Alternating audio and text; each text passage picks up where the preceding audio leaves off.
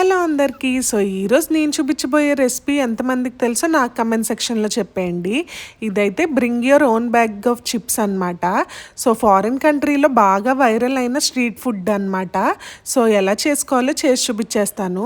First అయితే మనకు నచ్చిన చిప్స్ ప్యాకెట్ తీసుకొని దానికి ఎడ్జెస్ కట్ చేసేసి మధ్యలో కూడా కట్ ఓపెన్ చేసుకొని చిప్స్ అయితే కొంచెం స్మాష్ చేయాలన్నమాట, చిన్న చిన్న పీసెస్ అయ్యేలాగా.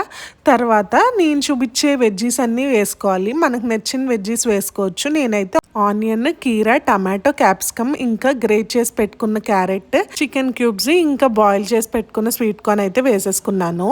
తర్వాత మనకు నచ్చిన సాస్ అయితే వేసుకోవచ్చు, మయోనీస్ లేకపోతే కెచప్ ఏదన్నా వేసుకోవచ్చు. నేనైతే రెడ్ చిల్లీ సాస్ అయితే యాడ్ చేసుకుంటున్నా. ఇంకా చిల్లీ ఫ్లేక్స్ కూడా యాడ్ చేసుకోవచ్చు. మీ దగ్గర చిల్లీ ఫ్లేక్స్ లేకపోతే కారం కూడా యాడ్ చేసుకోవచ్చు అనమాట.